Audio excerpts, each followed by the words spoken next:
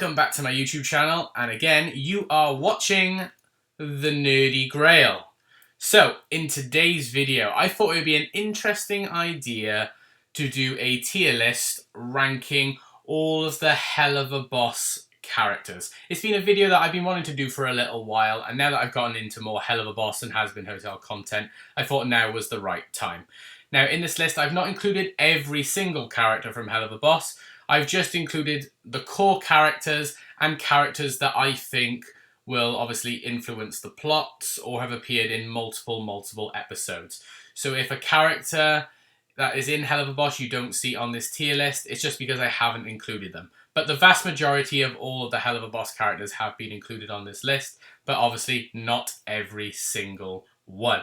So remember, when I do this, this is just my personal opinion. You are more than welcome to your own opinions, and I'd love to hear those opinions down in the comments below. But let's not waste any more time, and we're going to jump straight into this tier list, ranking all of the Helluva Boss characters. We've got all the characters down the bottom by here, and yes, I did decide to include Emberlynn from the most recent Helluva Boss short, because I think that she will become something more, or make some more appearances through the show as we go into the next few episodes and maybe following seasons. So the categories we've got is First Class Ticket to the Big League, Shows Amazing Skills, Could Be Turned, Not Much Hope, and No Chance in Hell. So I'm not going to do these in order. We're going to just pick out a character and see where they belong. So I think maybe to start with, we'll start with one of the bigger characters. We'll go with Stolas. So Stolas is a really interesting character. I do like Stolas, and his relationship with Blitzo or Blitz is a really interesting one. And then obviously in the most recent episodes, we've seen that relationship break down now that Blitz no longer needs the book and uses the crystal instead. Their relationship is sort of broken, and we need to see where that's going to go from there. I liked Apology Tour. I thought that was really interesting. And Stolas' relationship also with his wife, Stella, who obviously he's trying to go through a divorce with, and his relationship with his daughter, Octavia, is also really interesting as well. I do like Stolas. He is a really good character. For me, I would say he has to go into Show's Amazing Skills. He's not my favourite character, but he is a really strong character in the show, and the show wouldn't be the same without him. Next character, we'll go with Vortex. Vortex is an interesting character who's appeared in just a couple of episodes, and his relationship with both Luna and then finding out that he is dating Beelzebub or Queen Bee, one of the sins, is quite interesting as well. He's a cool character. He's shows a bit of development there. His design's pretty cool as well. He's not one of my favourites. I would say he's about average for me. I would say Could Be Turned. He's an okay character, but I would like to see a little bit more from him, to be perfectly honest. Next, we're going to go with Sally May. Sally May is an interesting character who, again, hasn't appeared in much. Like, she was in the Harvest Moon Festival, and then obviously one of the more recent Helluva Boss shorts, Hell's Bells, where we got to see her relationship flourish with Millie, and I thought it was really nice finding out that she does obviously miss Millie, and they'd like to spend more time with each other. She is really a cool character. I do like Sally May. I would say just needs a little bit more development for me, but she could be turned. There's promise there. There is promise there. Next, we're going to go with Crimson, Moxie's dad. Now, Moxie's dad, he is really cool. And I can't remember now exactly what the title of the episode was called now, but I will have a little look. It is a fantastic episode, though, where Moxie, Blitz, and Millie are sort of hired by Crimson to do a job for him, but really it's just a trap. Crimson wants Moxie to release sort of his shares in the family and marry Chaz. It's sort of a weird mixed match of an episode, really. All the references, the gay references in there as well. The wedding, it's hilarious. he's a very cool, dark character as well. Very sinister and evil, and some of the backstory that you get given between him, Moxie's mother, and Moxie as well. He's such that like crime boss, gang lord, you know, smoking the cigar, sort of, you need to do what I say, having all the goons around him. He's a very cool character, and I'm looking forward to seeing where he goes later in the season and in later episodes. I think he shows some amazing skills, and I think he'd be interesting to see later on down the line. Next, we're gonna do let's do Fizzaroli. Now, Fizzaroli is amazing. I'm also counting Robo Fizz in with this as well. But Fizz, his relationship with Asmodeus is fantastic. He's such a fun character. His relationship with Blitz is amazing as well, especially towards in later episodes. Especially when Blitz and Fizz are sort of have been captured and they are locked in a cage together and have to sort of talk out their feelings. And sort of make amends, really. I think it's really, really beautiful. I do like Fizz. I like Robo Fizz as well, in the Lululand episode as well. It's really interesting because you get that instant... There's chemistry between them, but there's also history there. Like I said, his relationship with Asmodeus is so cute. And I love his catchphrase of burger time, because I agree, Fizzaroli, burgers are amazing. So you get the first class ticket to the big league. Next, we've got Agent 1 and Agent 2, the human agents. Now, I'm not really a fan of these characters. So they're straight away going down here and not much hope. They're just not as entertaining for me. The human characters, for me, aren't as entertaining to watch. They're not terrible characters, but they are just a little bit boring for me. They don't have enough of a personality. So they're just going straight into not much hope, if I'm being perfectly honest. Veronica, I think, is a cool character. She, again, I would say could be turned, debatably could be in Show's amazing skills, but I love her relationship with Blitz as well, especially early on. Fighting over a parking space in that episode was amazing. I do think her design is pretty cool as well. All the designs of the Helluva Boss characters are really, really good. But I just haven't seen enough of her to really give my full thoughts. Next, we're going to do one of the cherubs. Let's do Keeney. I feel about the same way for all of them, so I will probably put them all in the same category, really. I'm not really a huge fan of these characters, so I'm going to put them all in the same way. So Cletus and Colin as well. All three of them I feel about the same. This crew here, which I think they come out to be dorks as well, crew, they're not really huge for me.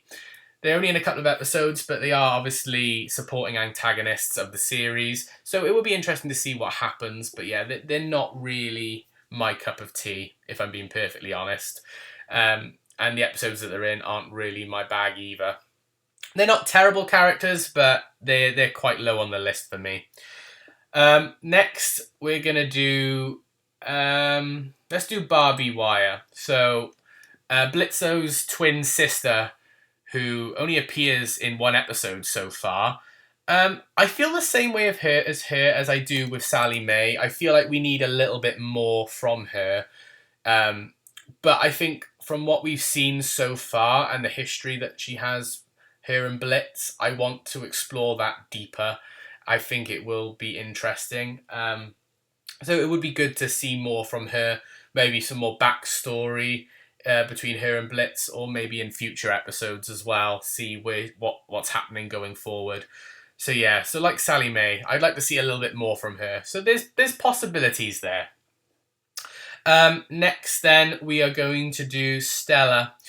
I feel the same way of her as I do Crimson and Stolas. She's hilarious. I love the actress who voices her as well. I've seen her in tons of skits and sketches with Brandon Rogers, and she is hilarious. The fact that she is like not subtle at all in that she hates Stolas, and is not subtle at all in terms of hiring Stryker to essentially assassinate Stolas, I think is hilarious. She's so ditzy as well. It's adorable. And I am looking forward to seeing more from her. There hasn't been an awful lot of her yet. There's been a decent amount, but there's been enough to show me that there's some amazing potential in that character. So I am interested to see what happens going forward with her, because she is a funny character. Next character we're going to do is, let's do Chaz. Yeah, he was quite entertaining in the episode that he was in. I did like the fact that we found out that he slept with both Millie and Moxie, and then in the episode later on, he actually does sleep also with Blitz, and then Blitz makes a reference at the end that we've now all slept with the same guy. I think that is really, really funny. Yeah, he's a cool character, and obviously we find out that apparently he was supposed to be rich, but it was all just a ploy, really, and he's being evicted from his home. He's in debt, so he's trying to marry into a rich family, and we find out that he's got nothing really. He's a cool character, but there's not enough of him. So I think if they brought him back or showed us more of his past, I think then that would be more interesting. So there's a possibility there, but yeah, so he could be turned for me. Next up then is we're going to do Striker. Striker, for me, shows amazing skill. He is a very, very cool character. I love him to pieces. He's been seen in multiple episodes so far, like the Harvest Moon Festival and the episode where he kidnaps Stolas for Stella. I love it where he takes Stolas to this hideout in the middle of like this abandoned mine he ties him to train tracks. He has a giant statue of him. He's got a big ego as well, and he's very, very, very cool. He's that cool Western cowboy-esque type style. I do like him, and I want to see more of him as well. So yeah, he shows some amazing skills. So I think going forward, he will be a fun character.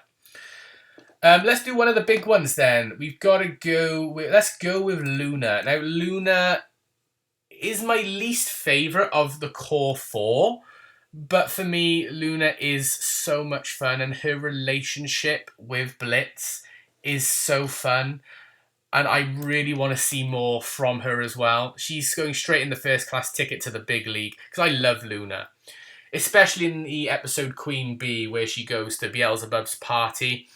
The relationship between her and Blitz is gorgeous and lovely, especially at the end, where Blitz is sort of drunkenly confiding in her. He feels that he's going to die alone, and he wants to make sure that Luna's going to be there with him, and she says that she'll be with him, and she even calls him Dad. I love it when Luna calls Blitzo Dad. It just shows that strong bond is growing stronger. I love Luna as a character, and it's funny how she's like one of the core four that has a human form. Her and Stolas also have a human form, so I'm wondering why that is. They haven't really fully explained it, but it's interesting. But yeah, I love Luna, and I'm looking forward to seeing more from her in the future. Okay, we'll do Mammon next. So Mammon, Fizzaroli's ex-boss now, and one of the Sins as well, who's going to be getting a U2s, it seems, as well, which I'm quite excited about. He is quite cool. He is probably my least favourite, though, of the three Sins we've seen so far, but I do enjoy him, so there is potential there. Now that obviously Fizzaroli has left his employment, it will be interesting to see what happens going forward. Especially maybe in future episodes. So yeah, he's got a really cool design as well. So I am looking forward to seeing more of him. But yeah, I'd say he goes in, could be turned. Next, let's do Octavia. She's a cool, interesting character. I would say I want to see a little bit more of her. There's not really enough of her at the moment to necessarily say that she shows amazing promise. But her relationship with her dad is very, very sweet, and you get to see that in a few episodes. But we've not really seen her hang out with her mum at all on screen, not that I can think of off the top of my head. So it would be interesting maybe to see how she reacts with Stella. But yeah, I do like Octavia as a character. And she's had some lovely conversations with Luna, especially in the episode where she um, travels to the human world, basically runs away from home, really, because her dad forgot certain plans that they had made ages ago. And yeah, she's a bit annoyed. So basically, it's like a I run away from home sort of episode. And Luna confides in her a lot. She's an interesting character. Next, let us do Millie. So Millie, I mean, I love Millie. I wish we maybe got a little bit more of a dedicated episode to her because her relationship with Moxie is just beautiful. It's really hard. I feel like I have to put her in First Class Ticket to the Big League because I do really love Millie as a character. I think she is phenomenal. Like I said, her relationship with Moxie is so sweet. They are the perfect couple. And they've not really had much in terms of conflict. There was one episode where Millie and Moxie did have a bit of conflict, but that's mainly because Moxie felt like he was struggling to achieve something and Millie was just achieving it easily. I can't remember the name of the episode now, but they've gone to a camp. It's also in the same episode that we discover Barbie Wire as well, where they've all been set on a task and they go to this campsite, this summer campsite, and Millie and Moxie have to disguise themselves as campers. And Moxie finds it hard to fit in, but Millie seems to find it quite easy. Millie becomes more of like a tomboy character, and Moxie disguises himself as more of a girl character. So it's an interesting switch there. But I love Millie. I love how she can go from being like an attack dog to then being like this sweet, kind, cuddly, caring character. She's got it all, really. So I love Millie. But it would be nice to see maybe more from her, you know, a dedicated episode to her, I think. Like we had the short between her and Sally Mae. Next, we're going to do Beelzebub. I like Beelzebub a little bit more than Mammon. I think she's cool. And in the episode Queen Bee, she's very interesting. I love that she can just grow to this humongous size, and she does that multiple times in the episodes, especially when Luna sort of has a bit of a mini argument with her over the actions that Blitz is sort of having because he's getting a bit too drunk. But yeah, she's really, really cool, and I love her design. And I loved her little song as well that she sings, Cotton Candy. I think it's a very, very cool song. So yeah, I quite like her, and she does show amazing skills, so I'm interested to see what happens going forward. Next, let us do Moxie. So Moxie, like Millie, I love Moxie. He's going straight into First Class Ticket to the Big League. I mean, the same things I feel for Millie, I feel for Moxie, only that Moxie's been a little bit more developed than Millie. He's been given dedicated episodes, like in the episode where we meet Crimson, and you learn a bit more of a backstory between him and also Chaz. So Moxie's been developed a little bit more. Moxie has a bit more of a vulnerable side to him as well. But yeah, I love Moxie. As I've explained as well in my YouTube's video of unboxing Millie and Moxie, which you need to go and watch if you haven't watched already.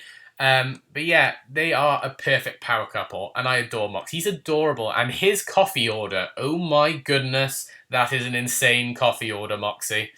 But yeah, I love Moxie. Next, let us do Asmodeus or Ozzy. So he is, for me, also going into First Class Ticket to the Big League. He's my favourite of the three sins so far that we have seen in the show. I love him. And I love his relationship with Fizzaroli. They are so cute together.